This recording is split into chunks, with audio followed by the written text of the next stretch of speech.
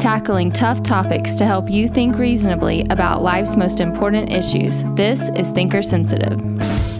This is Chad Graham with Thinker Sensitive on the rise of socialism. I'm here with Ben Crenshaw, my co-host, and Nicholas Mashanya for the episode on what is labor. Not labor in childbearing, but labor in the economic sense here. There you go. So thanks, guys. Ben, I want to kick it to you first. Give us a good definition of labor. All right, Chad, thanks.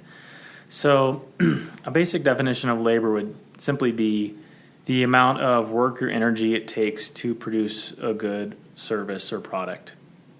So that's pretty basic. That's what we want to stick with. That's what we want to say labor is. Okay.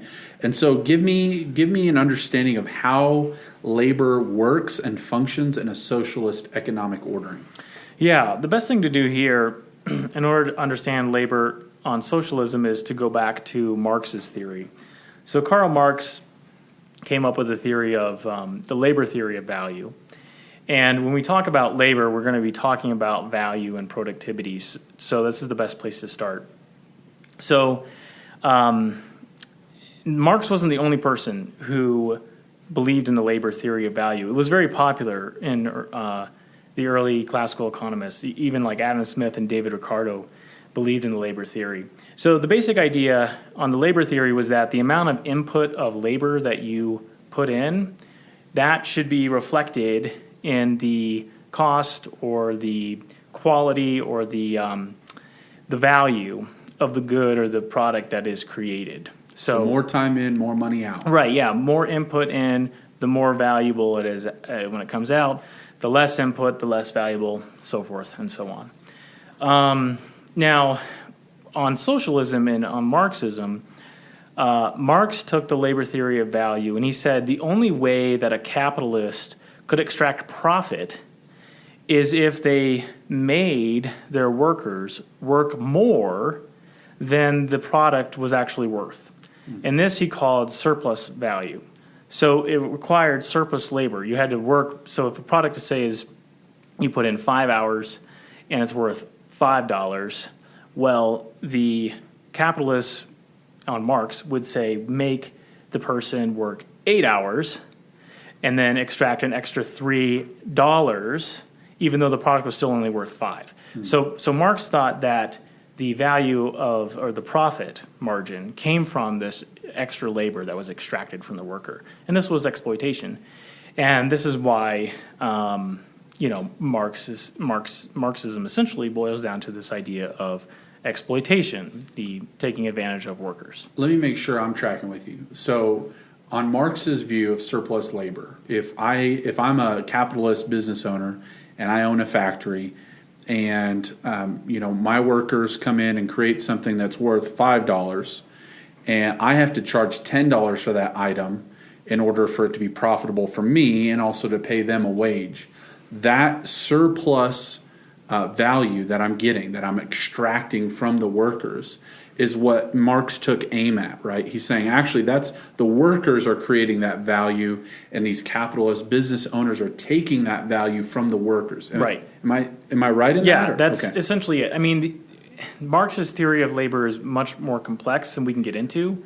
But the basic idea is that in order to get that surplus value from that good, you're not creating more goods. Yeah. You're just making the worker work longer. Exploiting them. The same good is being produced and being sold, but it's the extra labor that gives them the extra value, which then the capitalist profits from. So, under Marxism, and even under some other Smithian, Ricardian economic theories, this labor theory of value was kind of a standard. So in one sense, we can't really blame Marx for it. He was kind of going along with the people of his day. However, it's incorrect. It's false. The right theory, which is kind of known beyond a shadow of a doubt, proven indisputable at this point, is known as the subjective theory of value. And the subjective theory of value basically says that the value of a good or service is not determined by the amount of labor that goes into it. Mm-hmm. It's determined by what people value it as. Perceived value. The perceived value by your potential customers.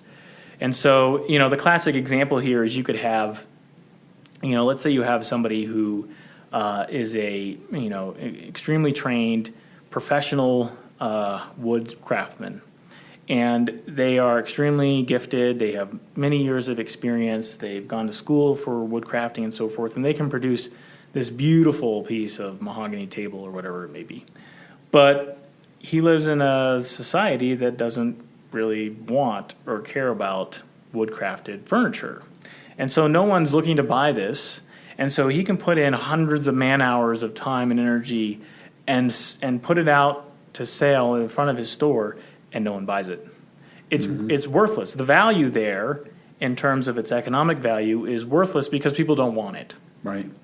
So this brings up the really critical issue here that there's a distinction between moral value and economic value.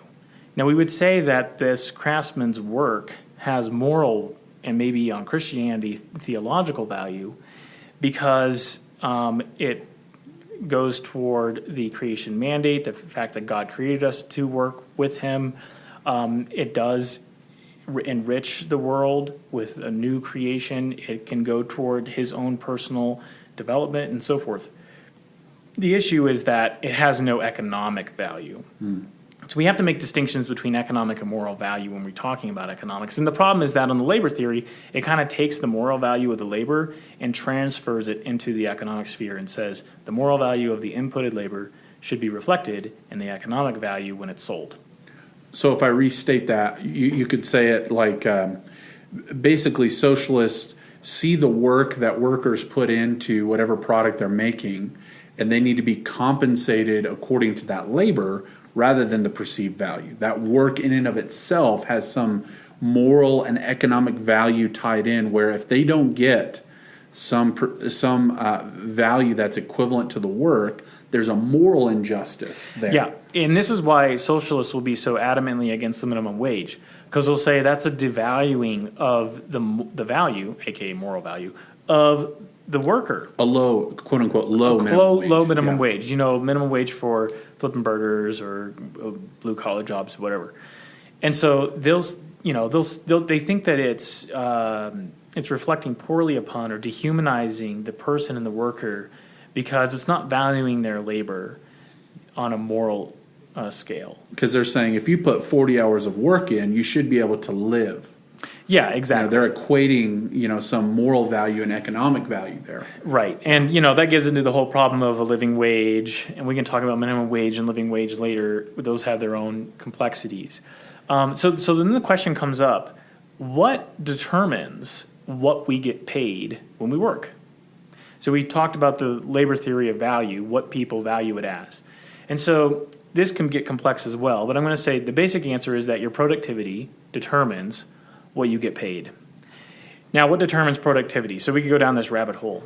Well, basically, I'll try to make it simple, is that there's both what's known as exogenous and endogenous factors. So the exogenous factors are external issues, and the endogenous factors are internal issues. So the internal issues would be things like, to what extent does your employer perceive the value of your work? What is your education? What is your skill set? What are your virtues? Do you show up to work on time? Are you willing to stay late? Good ethics. So all that kind of stuff. All that goes into the internal factors that determine how valuable your productivity is. The external factors are what's simply supply and demand.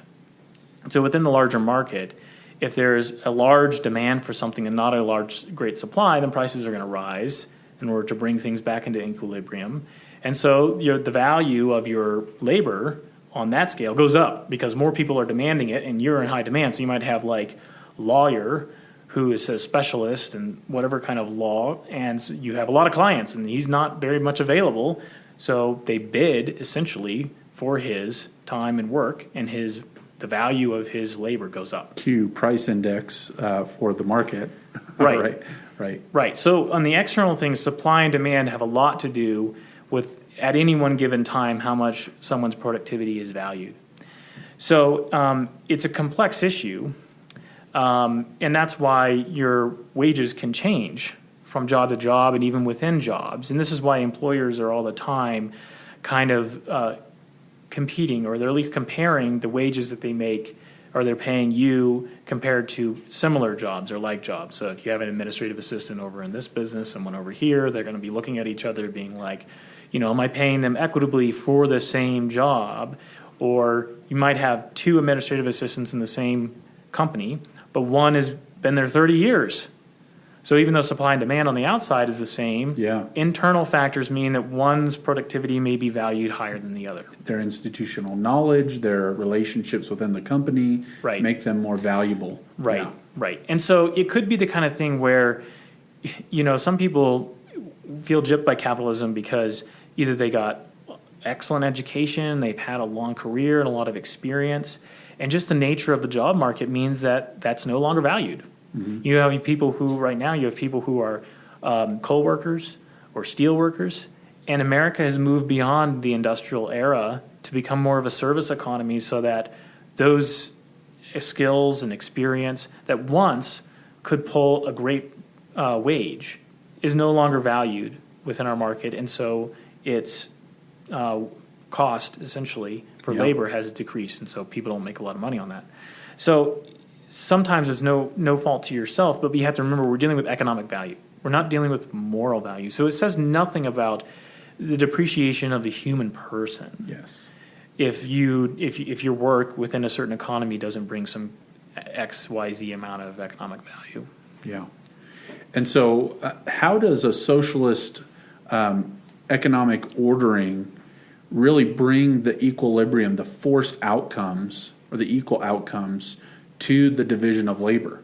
If we all receive some sort of universal basic income, but we still have to have the trash taken out, to give a very rudimentary common example, how does that equilibrium of the division of labor take place in a socialist economy? Yeah, well, it would be difficult. Yeah. I think it doesn't work, right? Right. No, it doesn't work. You definitely need. Part of the problem is that just the nature of humans is we're all different. We have different interests, different things we want to do with our lives. And so the idea of, paying everybody exactly the same because they all work 8 hours a day, even though they do something different, totally different, doesn't seem to make a whole lot of sense on its face. Mm-hmm. Simply because we're all doing different things, and because of division of labor, we're not all going to be doing the same thing. And society is going to be consuming or using these different products that we make at different rates, at different times, and so forth. So just the variety in human life and the ebbs and flow of human life and civilization needs something like a market mechanism to be able to give you feedback on the value of labor at a particular time. And be able to factor in things like education and experience. Because you could have somebody who, they want to be a doctor, and they go get this 7-year education and they train tremendously, and then they make $8 an hour. I don't know if anybody would be willing to do that, because in that case, both the demand and the time and energy put into it is not reflected in their wage. Right. They're being undervalued.